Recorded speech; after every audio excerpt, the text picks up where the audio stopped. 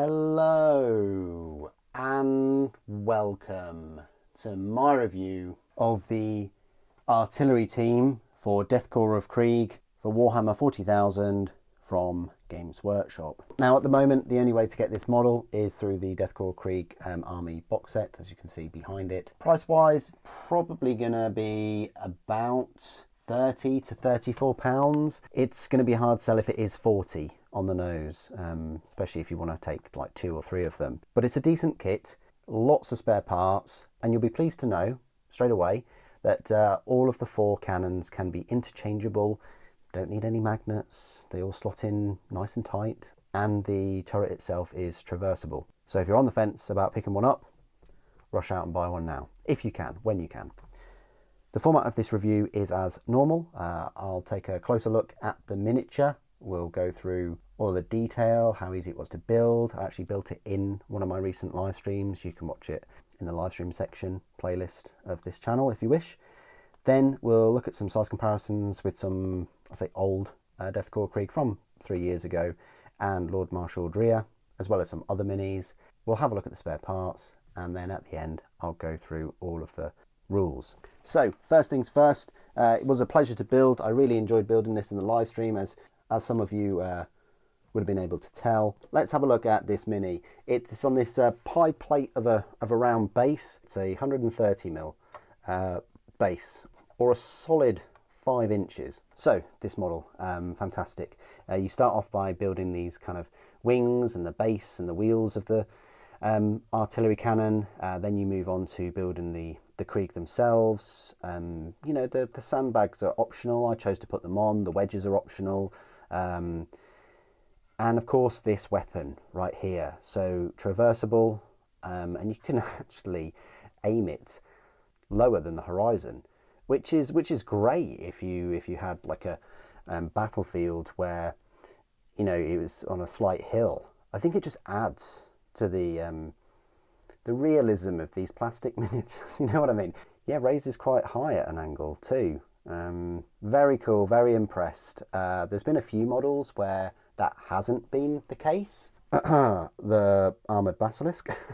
But this one is lovely. You get kind of 2 options, I think, per Krieg as well. So this one I've got with the binoculars. You can have him standing to the side with bigger binoculars. Oh, sorry, that one. This one you can have him holding a las gun. This one you can have him holding a toolbox and some tools and different ammunition for the cannon you've equipped with. I've got this one on the firing mechanism and the crank to obviously raise the angle of the main gun. Speaking of which, you can pull it off. Twist and pull technique never fails, and then you can just pop on a little one, and you've then got a mortar. Seamless, fantastic. Speaking of seamless and fantastic, if we just open her up a little bit, lay her down, and then we've got these missiles. So this is the missile bank, and we can just gently slide it in. I bet now you're regretting only listening to the audio of this video. But yeah, slide it in, and then you can move these missiles. And yeah, it just changes the whole look of it, doesn't it? Pull her apart a bit and pop that out. And then we can go for the quad launcher, the quad cannons. So main reason I'm doing this is just to show you that you can. Now with the missiles and the quad launcher, they do great on the bottom of the firing platform, but that's fine because it means that they've got positions where they just kind of click into place, which is acceptable. Again, that changes the whole look of the artillery cannon too.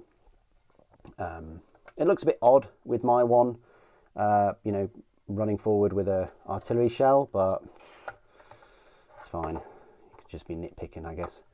But yeah, fantastic kit. Definitely going to pick up 2, maybe 3 more of these, because they're just lovely. And now if you clean up all the other parts, you've got this customization. Let's have a little look at the detail. Yeah, they're just milling about, doing their thing. This is all optional. These ammunition crates, I put a wrench on there and a fire extinguisher, and then a little cheeky cup of tea there. I've also put a shovel, just in case they run out of ammunition, they can fire shovels. And then I've got a las gun just laid down there. Why not? Because otherwise they're a bit exposed on their persons. It doesn't look like they're carrying any las pistols and things. So, but yeah, they'd probably be out of the way anyway, but you never know. Those pesky drones are about. So yeah. So of course you could kind of count these as spare parts then. I don't know what I'm going to do with them. I'm going to have like a box of extra cannons and things, but yeah, they're sort of spare parts. But these are the main spare parts right here. So, and you can use a few of these on your normal Krieg when you get them. I'm going to keep them close by, ready for the engineers. See if I can use them for them. But yeah, look at all these spare parts. So you've got another crank. You've got arm carrying some missiles, mortar shells. You've got a toolbox. You've got these really odd, kind of like hammerhead binoculars, wide spectrum ones, carrying a missile. You've got another las gun, a wrench, some more shovels, a hammer. This canteen thing, maybe it's fuel or liquid, I don't know. This las gun, and some more mortar shells, and an arm holding a spanner, and then yeah, only one hammer. So yeah, a fair few spare parts, customizable options for the cannon. Whatever takes your fancy. Whatever scenario or game you're playing, you can just pick the weapon of choice. They're all 48-inch range anyway, but it depends whether you want the higher strength or more shots. We'll go through the rules of the different cannons and things very shortly. But first, size comparisons. The only other Death Korps Krieg model I've compared to that's new in the box is Lord Marshal Dreer, right here. Dreer is here, everyone.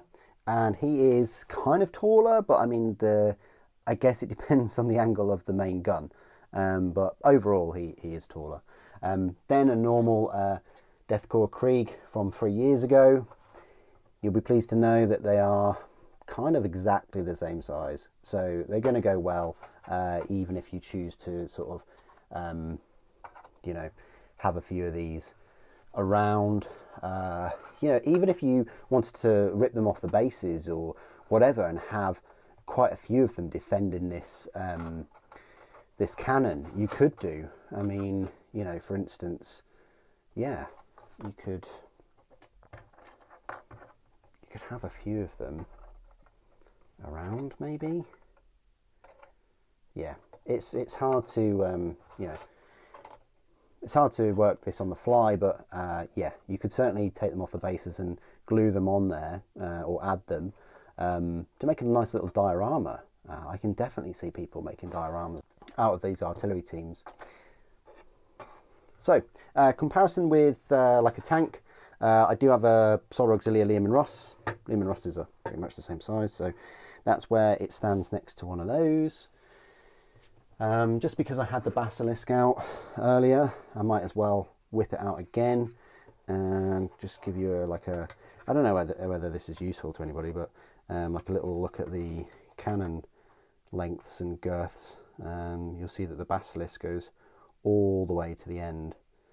I mean, they're very similar length, but I think the Basilisk goes into the tank a little bit more as well. So yeah, the Earthshaker is a longer cannon and things, but it's got that whopper of a 240-inch range, despite this one having a higher firing angle. But there we go. At least this one can be stocked and just moving about like that. Okay, so this is my part of the review where I will go through all of the rules for this artillery team for the Death Korps of Krieg, or Astra Militarum really. Its points cost is 75 points, making it 5 points cheaper than Lord Marshal Dreer. And what you're getting for those 75 points is a movement speed of 3 inches. I'm surprised it even got a movement speed at all, but there we go. Toughness is 7, save of 3+, 10 wounds, leadership 7+, and objective control 3. The model is equipped with a heavy mortar, lasgun, crew, close combat weapons.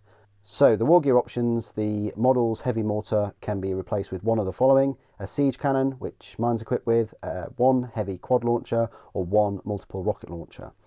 So we'll start off with the weapon that I've equipped mine with, which is a siege cannon. It's a blast weapon, it's heavy, it's indirect fire, it's a range of 48 inches, attacks a d6, ballistic skill 5+, which is its downside really, strength of 12, AP -2, and a solid damage of 3. Not D3 or anything like that, or 2, it's straight up damage 3. Its heavy mortar, which is its default weapon I guess, is again blast, heavy, indirect fire, same range, 48 inches. Attacks though, it's got D6 +3, so you're always going to have at least 4 attacks with it. Ballistic skill is still 5+, strength is 8, AP -1, damage 2. So it's still strength 8, you know, and you're still having to force those -1 to the saves, and it is still damage 2. So heavy mortar's still pretty good. The heavy quad launcher, same blast, heavy, indirect fire, but this time it's twin linked, which will help with the ballistic skill 5+. Range of 48 inches. Attacks this time though, it's 2d6. You could get 2, you could get 12. Ballistic skill 5+, strength 5, AP nothing, damage 1. I'm not sure about that. I mean, that might be good for hordes and things with toughness of 3, but and things with a save of like 6+, but for everything else, it's going to be pretty weak sauce.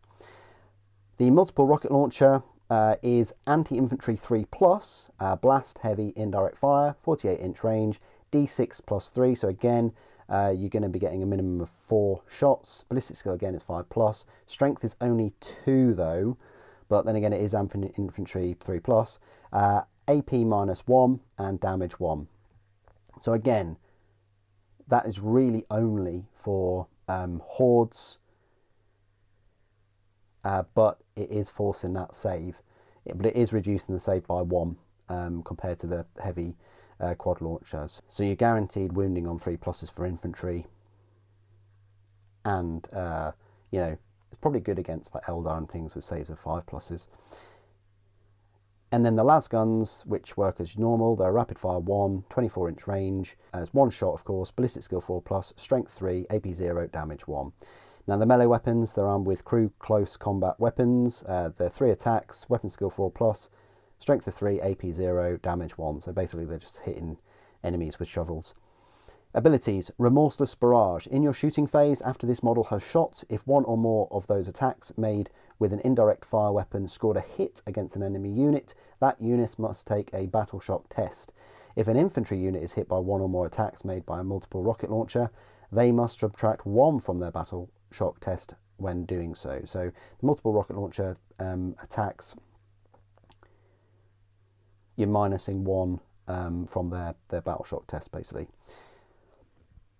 Keywords: infantry, artillery, grenades, Imperium, regiment, artillery team, Astra Militarum.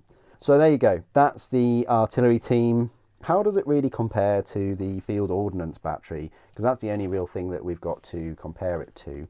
Well, the field ordnance battery, you've got 2 models, and it is a fair few more points. You know, it's 120 points, so it's 45 points more. And with that, you're getting the same movement, but you're getting a way worse toughness at 5 instead of 7, a worse save at 4+, only 6 wounds in total, you know, compared to the 10 of the artillery team, and the objective control is only 2. But, of course, you are getting that heavy las cannon. Just seems odd that, you know, the field ordnance battery has, you know, worse toughness, worse save, fewer wounds, but potentially has a way better strength weapon, you know, in terms of that las cannon with the 2-shot strength 14, AP -3, and a damage of potentially 7. Horrific. But there you go. That's the closest thing I can really compare it to. I think it's a fantastic model, great kit. Can't wait to pick up more. Thoroughly enjoyed building it. and it just looks the part too. You know, having a few of these on the battlefield or with the Death Corps army just, you know, cements that image, that aesthetic of sort of trench warfare and indirect fire, bombarding your enemy from hidden positions. Well, it's not going to be that hidden with the sound it makes, but it'll be a good distance away when it does fire. What do you guys think of the artillery team? Please do put your thoughts and opinions down in the comments below. It'd be good to hear from you. Thank you for watching. The Emperor Protects.